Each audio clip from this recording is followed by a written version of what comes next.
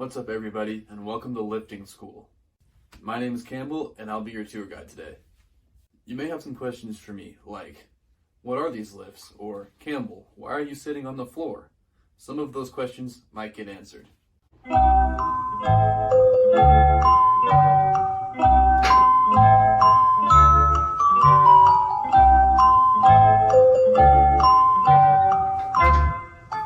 We're going to start off with every freshman football player's favorite lift, the bench press.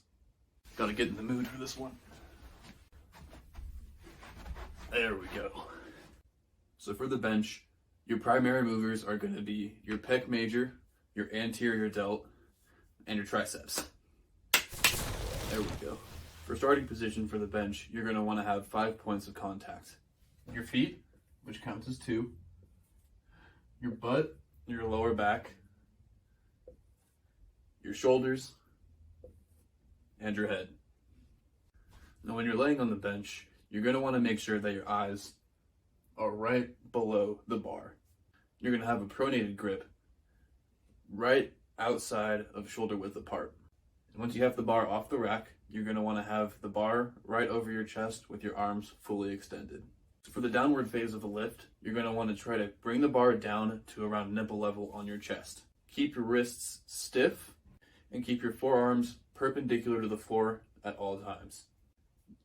During this, you want to make sure you maintain that 5-point contact with the bench and the floor, no arching your back or doing anything cheap like that. At the end of the set, make sure you signal to the spotter that you're done. It'll help you re-rack the weight, and don't let go of the bar until it's fully secure in the rack. Pushing the bar back up, you're going to want to make sure that it comes up and a little bit back, because you can't fully hold it when it's over your body like that. It's going to be over back to the starting position. About right here. Make sure when you're pushing upwards, you maintain those 5 points of contact with the bench and the floor. A lot of people love, especially on the way up, not so much on the way down, to arch their back or even try to bring their chest up off the bench just to get that extra push up. Realistically though, that's going to kill your momentum. At the very end, make sure you signal to the spotter that you're done, and it'll help you re-rack the weight. Make sure you keep your grip on the bar until that weight is fully racked. For spotting this lift, help the athlete unrack the bar from the rack and have an alternated grip around the bar. As the bar goes down, you're going to squat down with it, because if you lean forward and you have to spot it, you might end up pulling yourself downwards more than you pull the bar up. And then squat back up with it, or stand back up with it. Once the athlete's up and they signal that they're ready, grab the bar, help re-rack it. Like I've already mentioned, a big mistake in the bench press is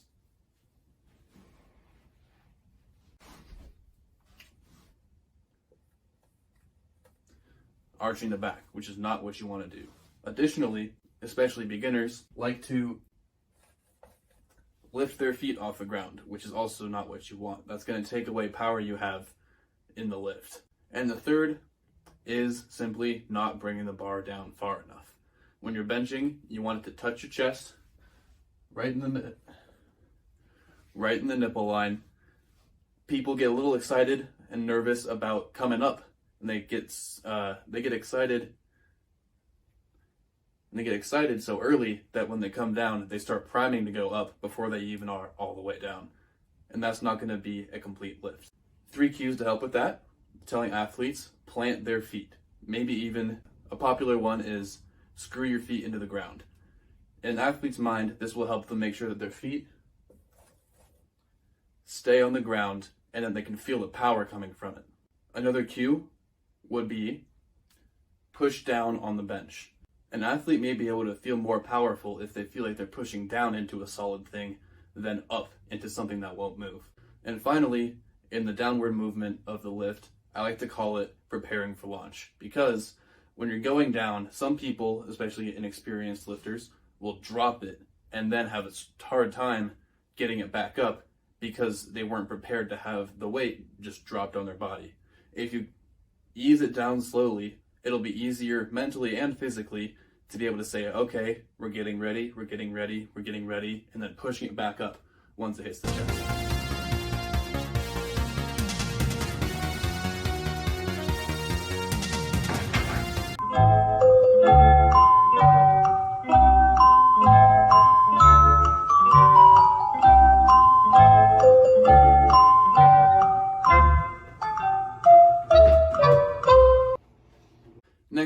personal favorite, the back squat.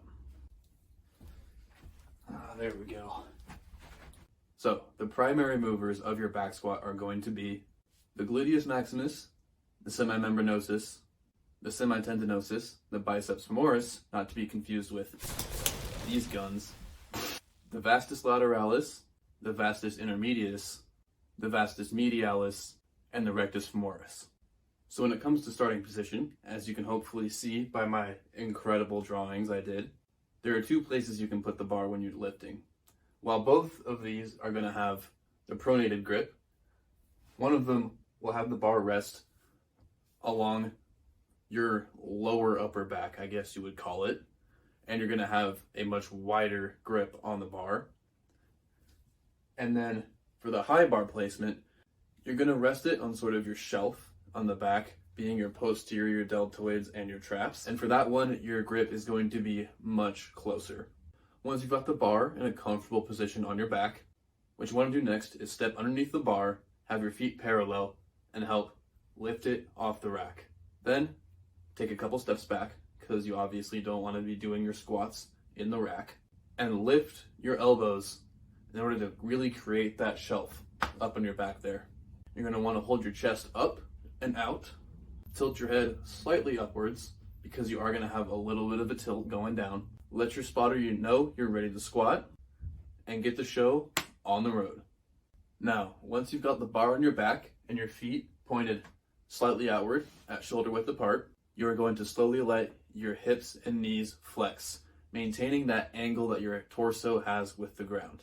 Now, what we mean by that is when you have the bar on your back, your center of balance is going to be shifted slightly behind you because you're adding so much mass onto your body. So you're not going to be standing straight upwards as much as you're going to be leaning slightly forward, creating a slight angle in your hips. Now, when you're squatting and you hit parallel, which is when the top of your leg is essentially parallel with the ground, you're going to want to have that same angle. What you don't want is to lean too far backwards and risk falling backwards, or like Frowny McGee right here, lean too far forwards and end up crushing yourself. That's a bad angle. Make sure throughout this movement you keep your heels and your toes on the ground in order to create balance and power, and keep your knees aligned over your feet. You don't want your knees going in or out like you're doing the stanky leg over here. On the way up, same exact thing. Push into the ground, keep those knees over your toes, keep that angle the same, and extend your knees and your hips until they're back in starting position. Then you can let your spotter know that you're done, ease yourself back into the rack, and let it back down.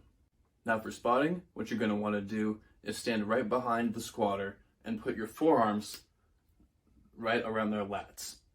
You're not going to touch them when they're squatting, obviously, because it's their job to lift the weight, but per se, they fail. You're going to want to apply pressure and lift. Now, if you're spotting a dude, you can go ahead and cup his chest, cup his shoulders, help him stay upright, and help him lift the weight. If you're spotting women, though, don't recommend doing that. 3 common mistakes you might see when someone is squatting is them rounding the back, changing the angle of their torso, usually happens when someone's squatting a lot of weight, or lifting the heels at the bottom of their squat. 3 cues that can help fix this, one we've talked about already, screwing your feet into the ground. An athlete's a lot less likely to bring their feet up off the ground or any part of their foot if you screw your foot into the ground. This is a good way to feel a little bit more powerful if you feel like you are a part of the earth, and you're a lot more likely to be conscious of what your feet are doing. Another common cue that you might hear in bowler is sitting back. If someone is coming too forward with their weight, their heels are going to be lifting off the ground. If they sit back a little bit more with that weight, they're going to have a little bit more weight on their heels. The weight will be a little bit more well balanced, and they'll be able to get a little bit more power out of that lift. The final cue, just to get a little bit more power with that lift, I know I say that a lot, but it's important, is pulling the bar down into your back. This is something that not a lot of athletes or lifters in general are aware of, but adding more force, even if it's with your arms downwards, might help your body perform well under tension. Engaging more muscles never hurts.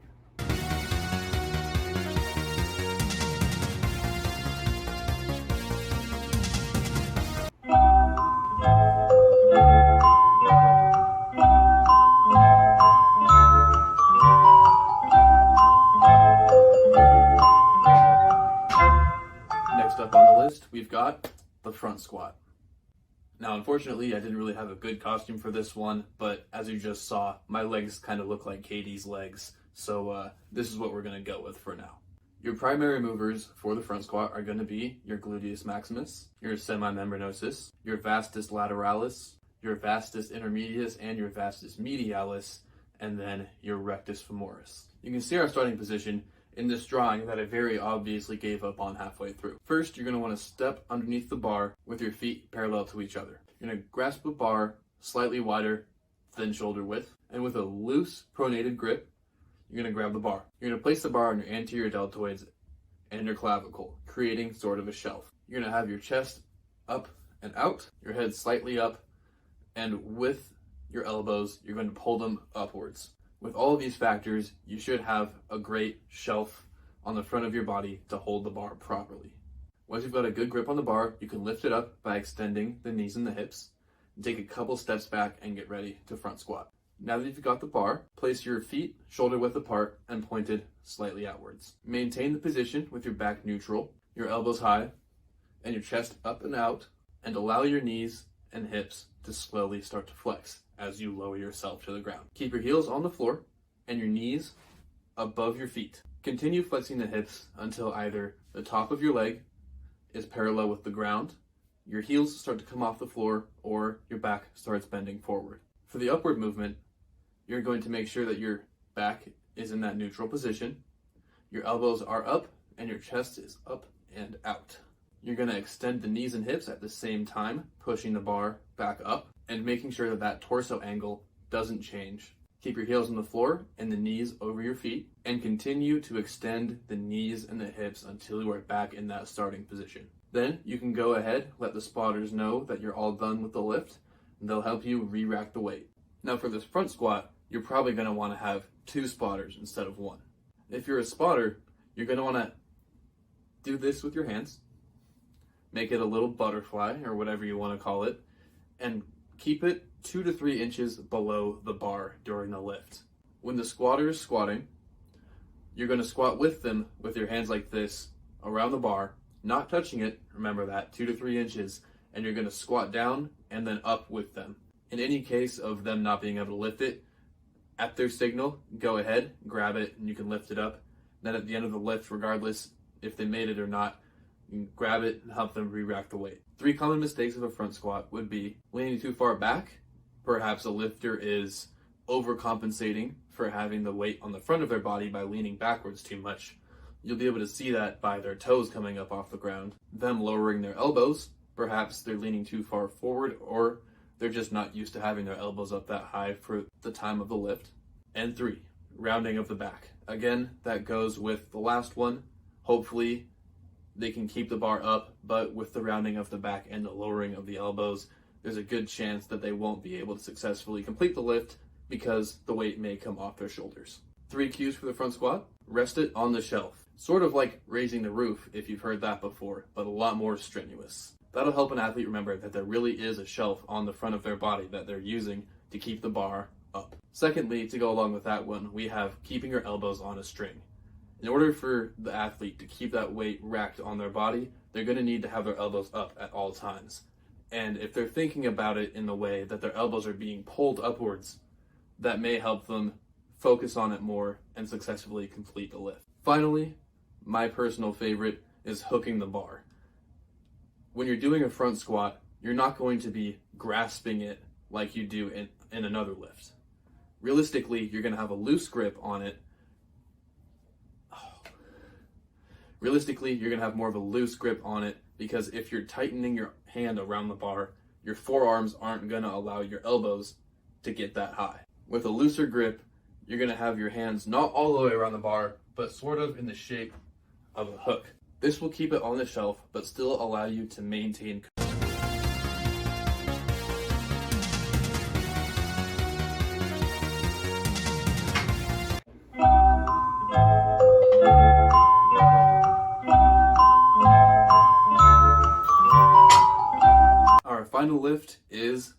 every power lifter's dream, the deadlift.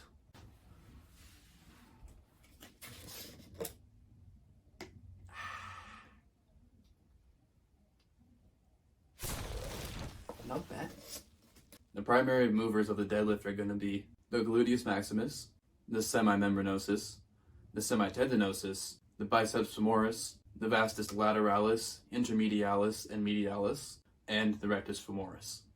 For the beginning of this lift, you're going to want to have your feet shoulder width apart and pointed slightly outwards. I messed it up a little bit on the drawing, but I fixed it with some cool little arrows right there. Body-wise, you're going to want to squat down and make sure that your hips are below your shoulders. You're going to grab the bar with a pronated, alternated, or a hook grip, and you're going to place your hands slightly outside of shoulder width. Right there. Make sure your elbows are fully extended. Before you lift, you're going to want to make sure that the bar is about an inch from your shins. You don't want it too far out or in your shins, which would really hurt. For your body position, you're going to want to have your back neutral or slightly arched, your scapula depressed or retracted, your chest up and out, your head in line with your spine, your heels in contact with the floor, your shoulders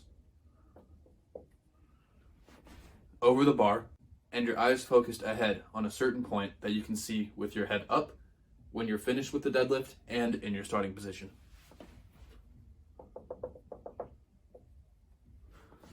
For the upward movement of the lift, you're going to lift the bar by extending your knees and your hips. Just like the squat, you're going to want to keep your torso to floor angle constant. Maintain that neutral spine and keep your elbows fully extended while keeping your shoulders over the bar. Once the bar is above the knees, you can extend your hips. Continue to extend your hips and your knees until your body is fully upright. With the downward movement, you can slowly flex your knees and your hips until the bar is back on the ground, maintaining a neutral spine the whole way.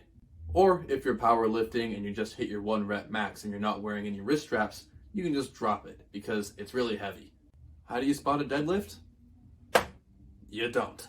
If you really wanted to feel safe, if someone's deadlifting, you can stand behind them and make sure that when they stand all the way up, they don't hyperextend their hips by placing your hand behind their back.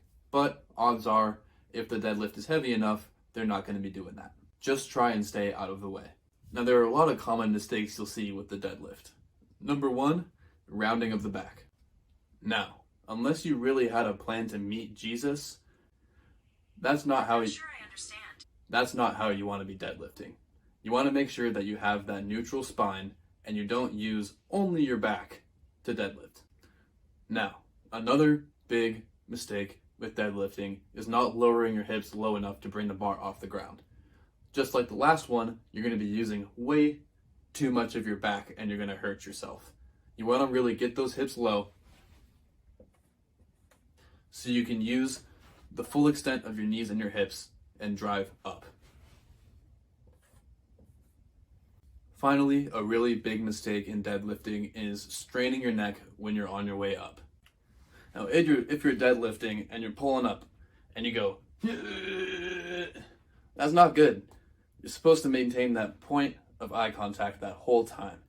Or else you might end up like this guy. And that's not going to feel good. The biggest cues for a deadlift are keeping your chest tall, because if you keep your chest tall, you're going to have your hips down. And if you have your hips down, you're not going to be using as much back or rounding your back as many people do. Another cue that I like to use, which you have to explain a little bit, is grate the shins. Now, obviously, you don't want to actually have the bar come in contact with your shins all the way up, because that's going to hurt a lot.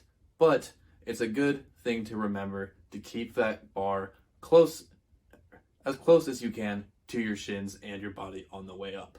And finally, it's important to make sure that your athletes know to have tension on the bar before lifting. When a lot of people get into deadlifting, they try and just yank that thing up as hard as they can, which can help injure you, really. But if you get in that good starting position and you put almost enough tension on the bar to get it up off the ground, it becomes a lot easier to just pull it up. And you're going to lower the likelihood of injury by a whole lot.